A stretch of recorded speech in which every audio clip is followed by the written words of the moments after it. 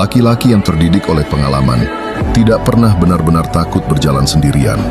Ia sudah terlalu sering melihat bagaimana keramaian bisa menghilang saat keadaan berubah, dan bagaimana keputusan penting pada akhirnya selalu harus diambil sendiri. Pengalaman mengajarkannya satu hal yang tidak diajarkan teori.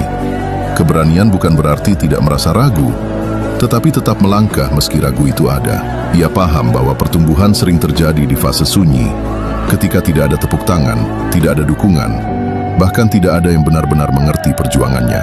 Karena itu, ia tidak sibuk mencari banyak teman perjalanan.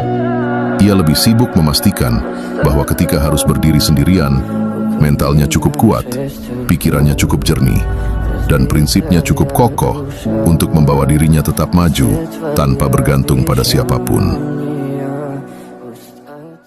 Laki-laki yang terdidik oleh pengalaman tidak pernah benar-benar takut berjalan sendirian.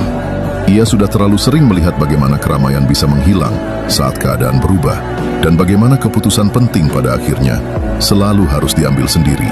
Pengalaman mengajarkannya satu hal yang tidak diajarkan teori. Keberanian bukan berarti tidak merasa ragu, tetapi tetap melangkah meski ragu itu ada. Ia paham bahwa pertumbuhan sering terjadi di fase sunyi, ketika tidak ada tepuk tangan, tidak ada dukungan, bahkan tidak ada yang benar-benar mengerti perjuangannya. Karena itu, ia tidak sibuk mencari banyak teman perjalanan.